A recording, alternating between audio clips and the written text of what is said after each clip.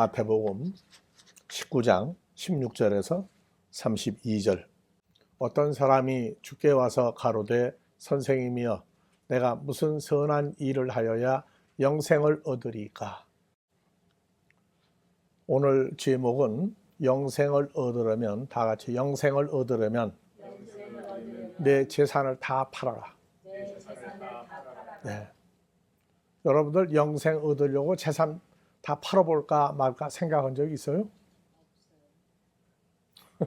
없어요? 나는 해봤어요. 있는 재산 다 팔고, 어느 재산? 세상적으로 가지고 있는 재산을 다 팔아서 나보다 어려운 사람들에게 다 주고 나면 어떨까? 사모하고 둘이서 진지하게 이야기한 적이 있었어요. 합시다 했는데 못했어요. 왜 못했을 것 같아요?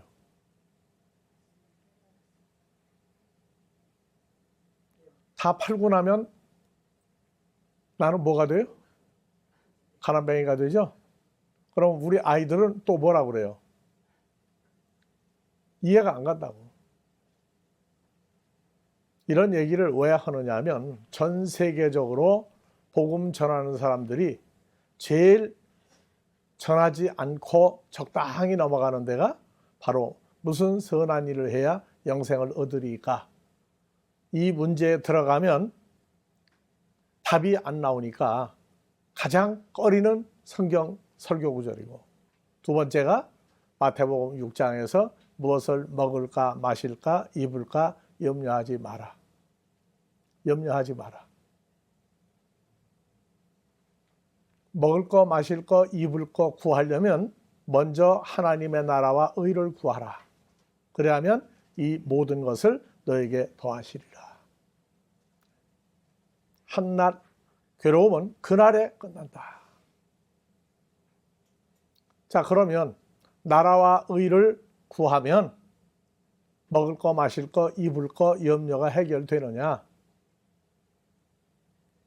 그래서 두 번째로 가르치기는 하는데 정답이 없는 가르침 때문에 먹을 거 마실 거 입을 것이 염려로서 삶에서 끝나지를 않아요. 자, 그래서 오늘날 이 시대에 가장 웃기는 얘기, 가장 쉬운 믿음이 뭐냐? 너 예수 믿었느냐? 예, 믿었습니다. 구원 받았냐? 구원 받았습니다. 영생 얻었느냐? 예, 영생 얻었습니다. 주일학교 때부터 했던 얘기입니다. 그래서 한국에서 믿습니다 하는 이 구절만큼 가장 합당한 표현이 없어요. 예수 믿으면 믿어야죠.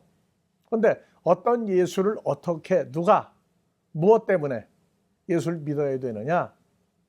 죄사함 받으려고. 죄사함 받고 구원받고 천국 가려고 한다. 믿으면 돼요, 무조건. 영생도 요한복음 3장 16절 어렸을 때부터 했으니까 나는 영생은 그냥 내가 받아놓은 상급이다. 걱정 안 한다. 천국 가는 거 염려해요? 안 해요? 안 해요. 왜? 예수 믿고 구원받고 영생 얻었는데 뭐가 걱정이냐? 한다는 거예요. 그런데 그렇게 쉽다면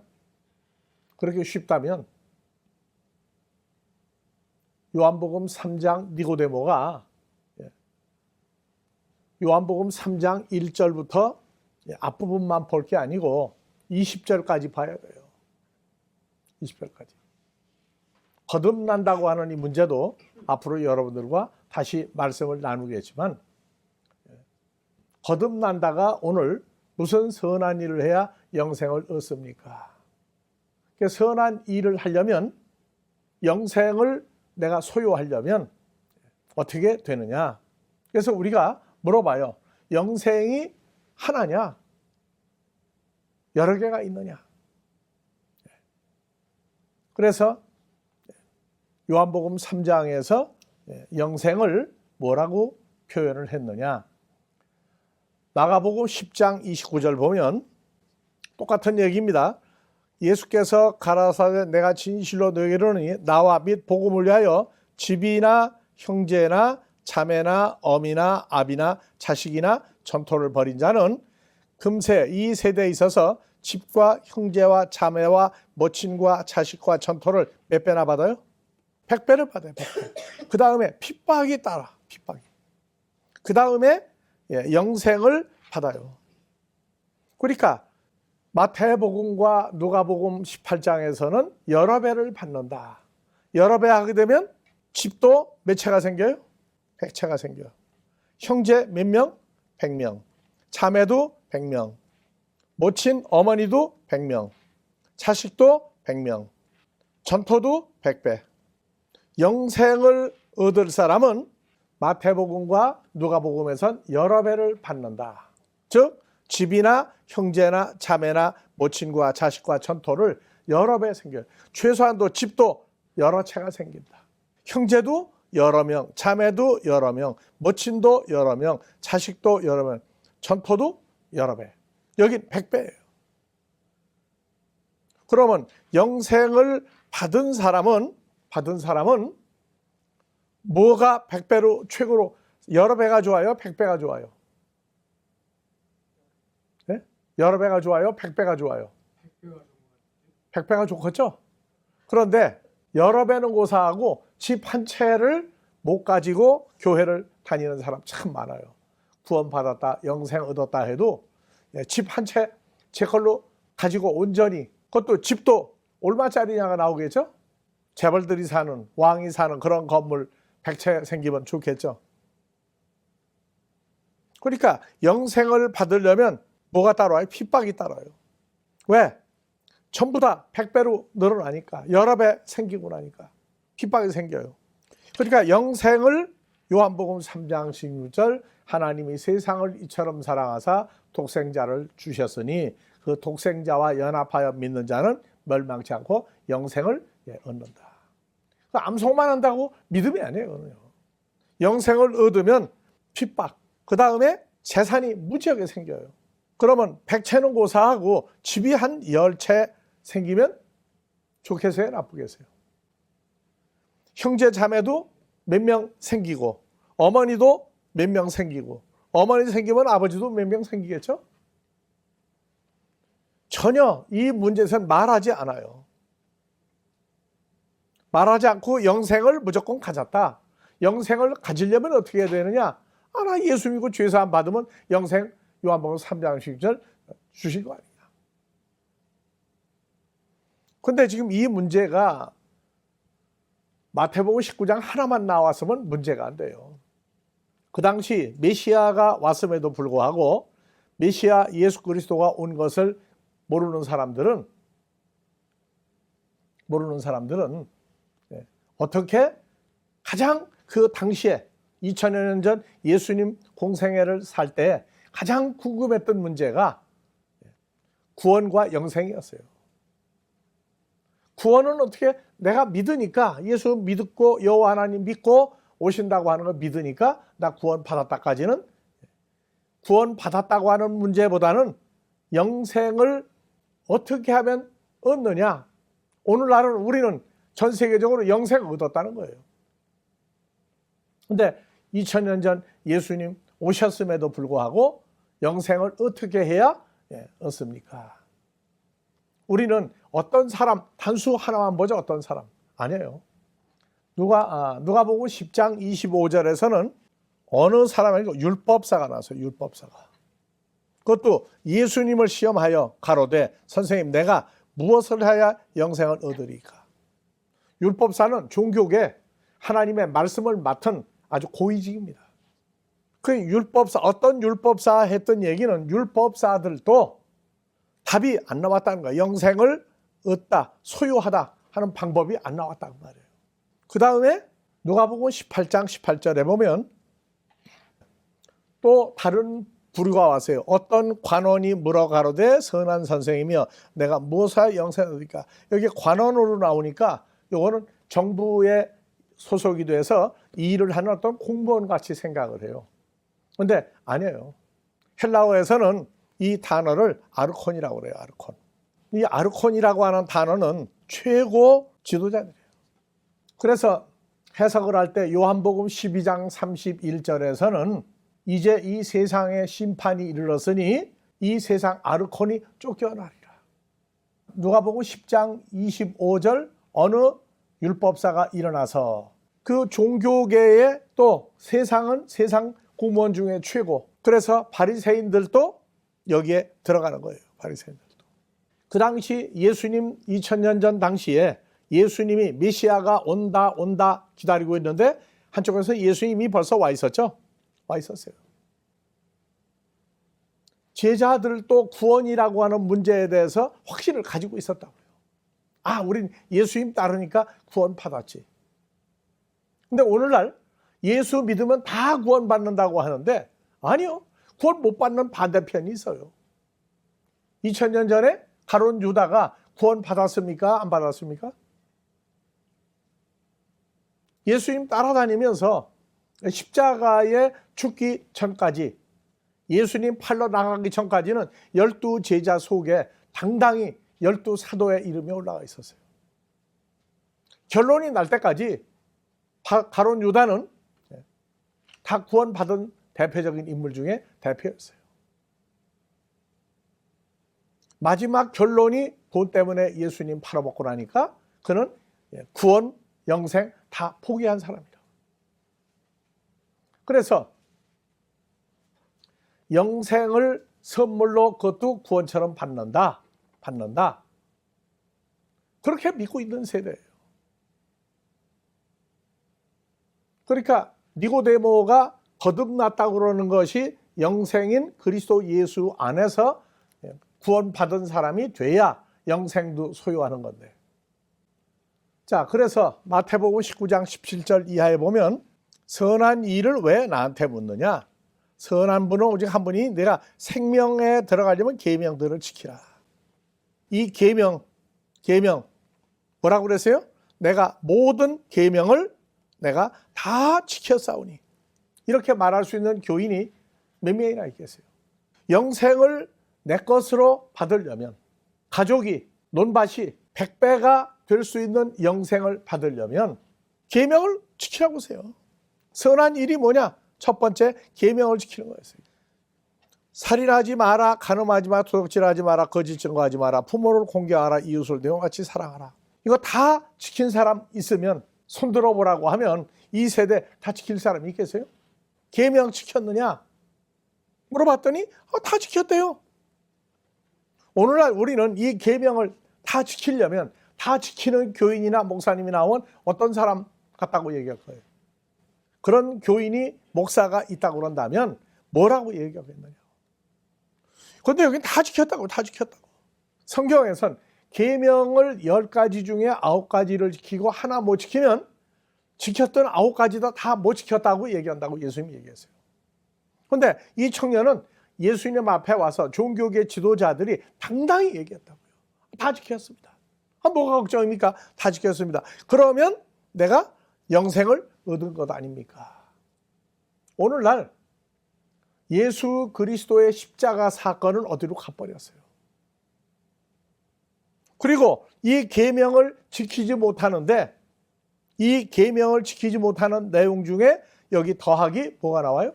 알고 지은 죄, 모르고 지은 죄 용서해 달라고. 그러면 예수 십자가로 죄사함 받았다. 그런데 이거 못 지킨 거 고백만 하게 되면 용서받는다? 성경에 그런 구절이 있지를 않아요. 고백하면 용서받는다. 그러면 이 계명을 다 지켰는데 알고 지은 계명과 모르고 지은 계명 못 지킨 거 용서해 달라고 하는 얘기 아니에요? 그러면 예수 믿기 전에 살았던 거 한 번 용서받아서 원죄는 끝났다고 그래요. 원죄는 끝났다고. 근데 이거를 알고 모르고 지은 죄가 하나님 앞에 응답받은 사람이 누가 있느냐? 나와보라고 그랬어요. 한 사람도 지난 6일 동안 지은 죄 용서해달라고 했는데 그 전 교인이 목사 이하 전 교회가 하나님의 음성을 그래 너희 고백을 그렇게 열심히 하니까 용서해 주었다. 용서해 준다 하는 음성을 들은 사람이 있느냐고 한 사람도 없더라고요. 그냥 고백하는 거예요. 그럼 고백한 것이 전부 다 계명을 다 어기고 살았다는 얘기예요. 모르고 지은 계명과 알고 지은 계명 다 범죄를 했는데 용서해달라고. 그럼 예수 믿고 죄 사함 받을 일이 뭐가 있어요? 똑같은 죄가 똑같은데. 사도 바울이 계명을 다 지킨 큰 소리치는 유대인 중에 유대인입니다. 빌립보서 3장 5절.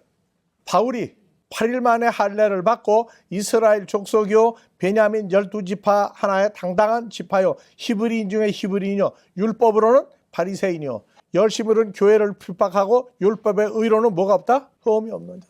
나는 다 지켰다고 얘기해요. 성경을 가말리엘이란 당대 최고의 스승 밑에서 율법을 공부했고 다 지켰다. 이렇게 철저한 사도 바울이 사도행전 9장에 다메섹에 예수 믿는 사람들을 처리하려고 처치하고 붙잡아가려고 가다가 주님 만났어요. 계명을 다 지켰다고 하는 자가 사울아 사울아 어찌하여 나를 핍박하느냐. 나는 내가 핍박하는 예수다. 3일 만에 깨달았어요. 3일 만에. 이걸 다 지켰던 바울이 뭐가 필요하냐. 다 지켰는데. 그런데 아니에요. 사람의 행위로 지킨 것은 소용없다. 예수 믿고 내가 지켰다. 다 소용없다는 거예요. 바울 사도가 그렇기 때문에 다메섹에서 주님 만나고 난 다음에 내가 알았던 가지고 있던 교제했던 모든 것을 배설물같이 다 버린다. 사람은 내가 하나도 취하지 않겠다. 흠이 없는 계명을 다 지킨 유일한 바울 사도가 예수님 만나고 그때 완전히 바리새인 자체를 포기를 해버렸어요. 그리고 예수는 죽었다가 부활했고 다시 온다는 걸 전파하다가 핍박을 받았어요. 오늘날 우리는 교회에서 이 계명을 지킨다 하게 되면 뭐가 되느냐? 도덕군자예요. 최고의 교인. 하나님 볼 때 아주 이쁘게 성장하는 사람이에요. 계명 지켰으니까. 바울 사도가 왜 주님을 만나야 됐느냐?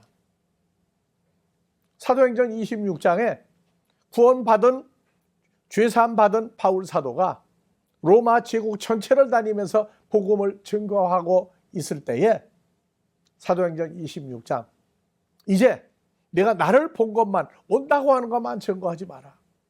내가 부활한 영생하는 하나님의 나를 본 일과 두 번째 내가 부활한 나 예수가 너 바울하고 연합돼 나를 본 일과 내가 내게 대하여 다시 한 몸이 될 것에 대한 거 증거하라. 새로운 피조물 만드는 거 증거하라.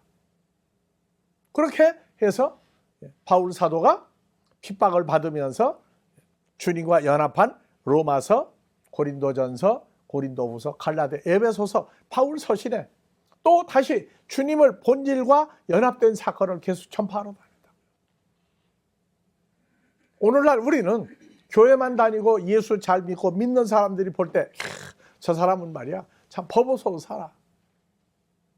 그 다음에 얼마나 열심으로 예수 믿는지. 근데 바울 사도는 열심으로 나를 따라올 사람이 없다. 있으면 나와보라고 했다고요. 그래서 계명을 다 지켰더니 뭐라고 하느냐. 마태복음 19장 18절, 19절, 20절 갑시다. 19장 20절. 그 청년이 가로되 이 모든 계명을 내가 지켰사오니. 계명을 다 지켰으니 아직도 무엇이 부족합니까? 무슨 선한 일에 영생을 얻느냐 할 때 선한 일에 대해서 먼저 계명을 먼저 다 지켜라. 다 지켰습니다. 뭐가 부족합니까? 할 때 예수님은 야, 참 대단한 믿음이다. 칭찬 안 했어요. 예수께서 가라사대 내가 온전하고자 할진대 가서 내 소유를 다 팔아 가난한 자들에게 주라. 여러분들 가난합니까? 부자입니까? 여러분들이 나는 아유 부자 소리 듣기 틀렸다고 그러는데 집도 없고 정말 가난하게 근근히 사는 사람들을 보면은요 집 있고 직장 가지고 있고 가정이 있고 하면은 다 부자로 보인다고. 여러분들 부자예요? 그러면 여러분들 소유를 팔아야 돼. 소유 팔고 그 가난한 자들에게 주어야 바로 영생이 아니에요. 그리하면 하늘에서 보화가 네게 있으리라. 그리고 와서 나를 쫓으라. 뭘? 하늘에는 보화를 가지고 나를 쫓으라. 하늘이 주신 보화 있습니까? 하늘이 주신 보화 가지고 있느냐고요. 그래야 예수를 따라요. 계명을 다 지켰다. 도덕군자 같은 교인도 안 된다. 왜? 바리새인들이 마태복음 15장 가보면 사람의 계명을 가리켰어요. 예수님은 사람의 계명을 가리킨 걸 보고 부정하고 더러운 것을 사람들에게 집어넣어줬다고 얘기한다. 계명 지키고 재산 다 팔고 그 다음에 하늘에서 보화, 보물을 내가 가지고 난 다음에 나를 쫓으라. 여러분들 있는 거 다 팔아본 적 있어요? 여러분들 부자입니까? 가난합니까? 다시 물어봐요. 우리보다 가난한 사람은 다 우리를 부자라고 그래요. 그러니까 이거 다 팔아야 돼. 계명 지켰다고 계명 지키는 것도 자신이 없어요. 왜?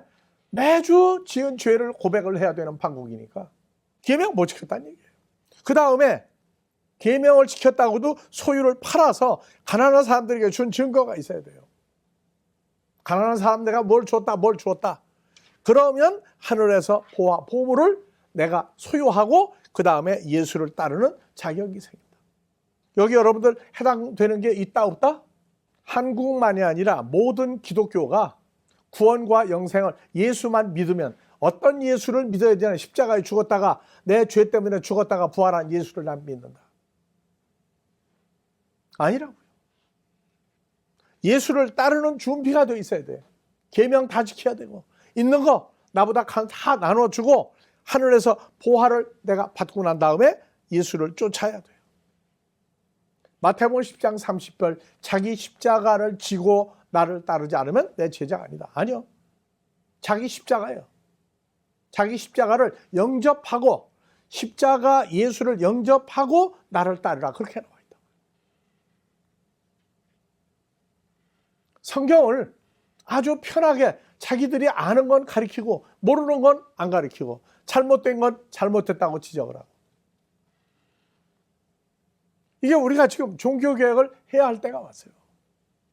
그래서 그 청년이 재물이 많음으로 말씀을 듣고 근심하여. 이 청년이 자 여러분들도 재물이 많아요? 적어요? 우리보다 가난한 사람들 재물 많아요.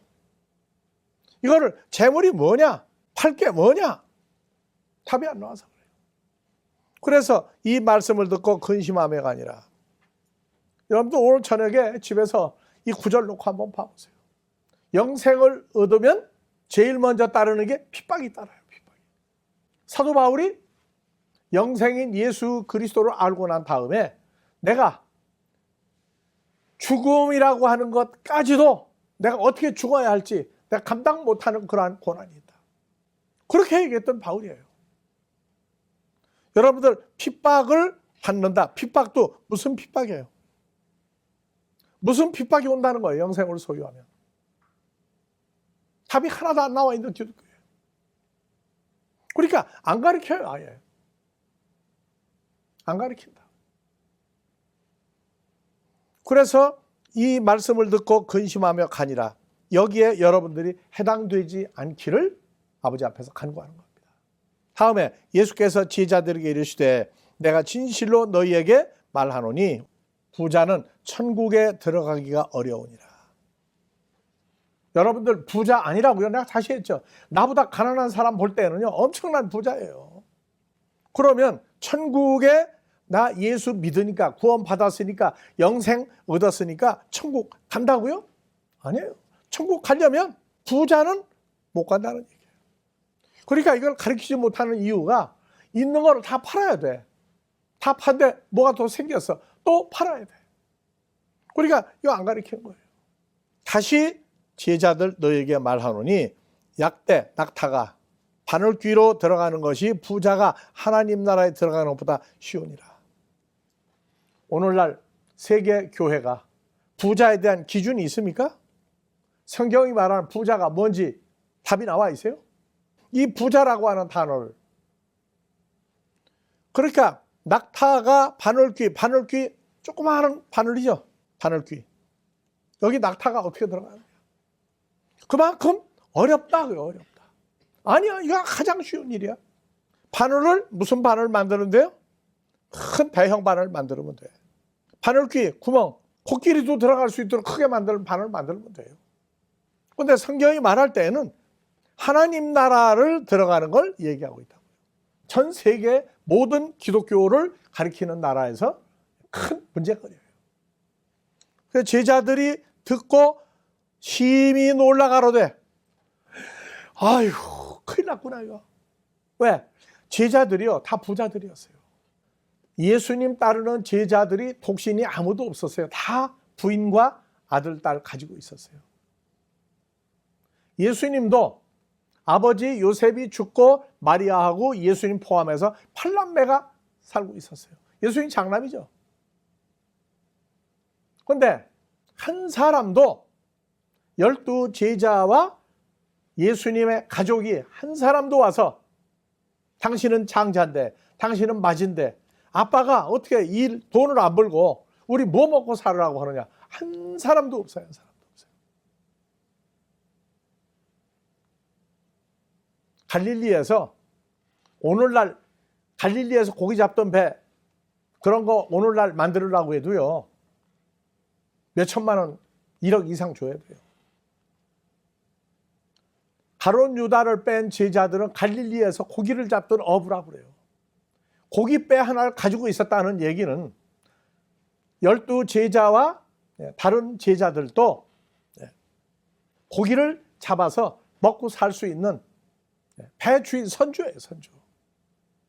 그래서 가족들이 아무도 와서 예수님의 어머니와 7남매가 와서 당신 장자인데, 형 장자인데, 오빠 장자인데 우리 뭐 먹고 살으라고 얘기 안 했어요. 부자는 천국에 들어가 어렵다. 하나님 나라에 못 들어간다. 그러니까 제자들이 듣고 심히 놀라가로되 그런즉 누가 구원을 얻을 수 있으리까. 무슨 얘기예요? 제자들이 부자였다는 거예요? 가난하다는 거예요? 제자들도 부자였다는 얘기예요. 남보다 부자였어요. 그러니까 재물이 많고 근심하며 가니라. 그 제자들 보고 얘기했어요. 심히 놀라가로되 그런즉 누가 구원 얻을 수 있으리까. 여러분들 마찬가지예요. 뭘 팔아야 구원 받아요? 예수 믿으라고 하는 게 재산입니까? 뭘 팔으라는 거예요. 그러니까 아예 가리키는 것 자체를 읽어도 그냥 통과. 예수께서 제자들 보시며 가라사대 사람으로서는 구원을 받도록 할 사람이 아무도 없다. 올려요. 하나님 아버지는 구원을 다 받게 할 수 있다. 그러니까 구원은 예수님이 시킨다가 아니라 하나님이 할 수 있다고. 그 제자들이 전부 다 아니 어떻게 구원받습니까? 우리가 가지고 있던 거 모든 거 다 팔아. 예수님 따르고 있습니다. 베드로가 대답하여 가로되 벌써 우리가 모든 것을 버리고 모든 것이 뭐예요? 재산이죠.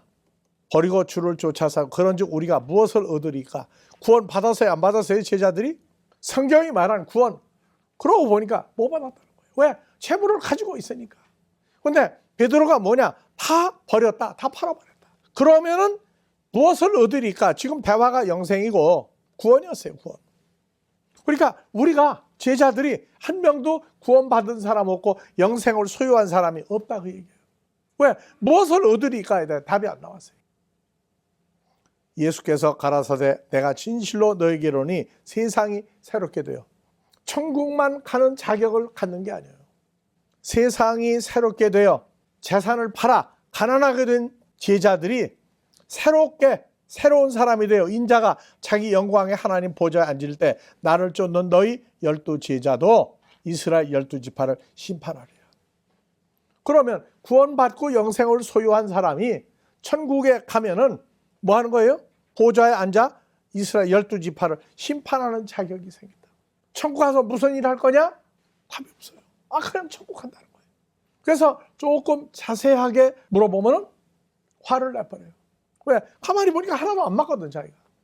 근데 문제는 이 말씀을 지금 여기서 듣고 있는 여러분들이나 유튜브를 통해서 듣고 있는 사람이나 다 똑같이 적용되는 얘기예요. 천국에 가면 뭐 한다고요? 영광의 보좌에 앉아 새로운 피조물 되어 영광의 보좌에 앉아 12지파를 심판하는 그 자리에 한단 말이에요. 그러면 심판하려면 난 예수 믿고 구원받고 영생 얻었으니까 천국 가면 12지파 심판한다고. 무슨 내용으로 심판을 해? 무슨 내용으로? 무슨 잘못을 했길래 그들을 심판하느냐고. 이 자격 다 팔아라. 넘겨준 거예요. 넘겨주는 거 다른 사람한테. 그 다음에 팔았다 하는 얘기를 내 이름 예수 그리스도의 이름을 위하여 집이나 형제나 자매나 부모나 자식이나 천토를 버린 자마다 버린 사람이라고 그래요. 팔아라. 팔아라. 버렸다고 그래요. 버렸다. 버렸다 하는 얘기는 떠났다는 얘기. 떠난 얘기. 다 넘겨주고 나 관계없이 난 떠난 사람이 되는 것이 버렸다예요. 헬라어로. 그러면 여러 배를 받고 영생을 상속하는 거예요. 얻는다에다가 무슨 선한 일을 해야 영생을 얻겠습니까? 그런데 예수님은 상속한다고 얘기했어요. 여기에 핍박이 따른다. 내 이름을 위하여. 이름이 뭡니까? 아, 예수님 위해서? 아니요. 마귀 사탄의 자식들 일꾼들도요, 예수 이름 엄청 불러요. 아, 난 예수님 위하죠. 아니라. 위한다고는 얘기가 이름이 뭐냐고 봐요, 이름이. 아, 예수가 그냥 이름이에요? 글자로 몇 자인 이름이냐? 그게 아니에요. 그래서 여러분들에게 영생이라고 하는 문제를 다루면서 무슨 선한 일이 그래야 영생을 소유할 수 있는 사람이 되는데, 영생을 얻으면 재산이 몇 배로 늘어난다? 여러 배. 마가복음에서 뭐라고요? 100배. 그래서 버릴 게 뭐예요? 집, 형제, 자매, 부모, 그 다음에 밭. 다 버리는 거예요. 그래서 오늘은 결론만 얘기하고 다음 주에 구체적으로 진행할 겁니다. 자, 하나님 나라를 가면은 예수님이 천국에 가도 인정을 해야 돼요, 사람을. 인정을 받지 못하면 천국에 가도 멸망하는 천국을 갈 수가 있다. 자, 그러면 천국에 갈 사람은 예수님이 말한 바 집, 형제, 자매, 부모, 자식, 천토를 버려야 돼요. 버리는 게 뭐냐? 이게 선한 일이에요. 마태복음 12장 46절이야 50절 한번 봅시다. 예수님이 인정할 사람과 인정하지 않을 사람이 두 부류로 나뉘어요. 예수께서 무리에게 말씀하실 때 어머니 마리아와 동생들 예수님한테 말하려고 밖에 섰어요. 한 사람이 예수께 여짜오되 보소서 당신의 모친과 동생들이 당신께 말하려고 밖에 섰나이다. 예수님의 가족을 얘기할 때 밖에 섰나이다. 말하던 사람 가라사대 누가 나 예수의 어머니이며 누가 나 예수의 동생들이냐? 예수님이 그렇다고 해서 어머니 마리아와 동생들 버렸습니까? 안 버렸어요. 성경에 써 있어요. 지극정성으로 어머니와 아버지 섬겼어요. 동생들한테도 마지 당당히 맏아들로 행세를 했다고요. 그래서 누가 내 모친이며 동생들이냐? 손을 내밀어 제자들을 가리켜 나의 어머니와 나의 동생들을 보라. 누구냐고 이 사람들이. 산상수훈을 공부하고 예수님의 제자가 되겠다고 그러는 수많은 사람들. 다 같이 내 가족은 누구냐? 누가 내 모친이고 형제냐? 누구든지 다 같이요. 하늘에 계신 아버지 뜻대로 행하는 자가 내 형제요 자매요 모친이라. 그래서 아버지 뜻대로 예수님 뜻대로 찬송가는 잘 불러요. 주님 뜻대로 살기로 했네. 주님 뜻대로 살기로 했네. 뒤돌아서지 않겠네. 주님 뜻대로 아버지 뜻대로 살겠다고. 근데 일주일 내내 지나고 난 다음에 맨날 죄 고백하니라고. 무슨 죄예요? 아버지 뜻대로 못 살았다고 말이에요. 뜻대로 못 사는 죄를 고백을 하는 교회가 하나님 나라에서 예수님이 그래 너는 천국 가서 내가 가족이 될 사람이라고 얘기한 교회가 있느냐고요. 예수님이 그래 너는 하나님 뜻대로 내 뜻대로 목회를 했고 너희 교인 그렇게 열심히 내 뜻대로 하나님 뜻대로 사는 교인을 만들려고 열심히 했구나. 없다고요. 없어요. 우리는 아버지 뜻대로 신앙생활하는 사람 만들기 위해서 지금 이 일을 하고 있어요. 아버지 뜻대로 행하는 예수님의 가족, 그 사람들을 남겨놓고 판다, 내보낸다. 결국 하나님의 아들들과 마귀 자식이 갈라지는 것을 얘기하고 있어요. 갈라지게 하는, 편을 나누어 버리게 하는 사역을 하는 사람이 내 제자다. 영생을 가진 사람이다. 그렇게 얘기하고 있어요. 자, 오늘은 여기까지 하고 끝내겠습니다. 지금까지 이끌어 오시고 앞으로 찾아야 될 형제가 많다고 그랬던 주님의 은혜를 따라 영생의 말씀이, 영생의 존재가 지구상에서 찾아지게 하시고 선한 일하여 아버지 앞에 갈 수 있는 12지파를 심판할 수 있는 자격을 가질 수 있는 하나님의 자녀들로 자라게 하여 주시기를 우리 그리스도 예수의 이름으로 축원하옵나이다.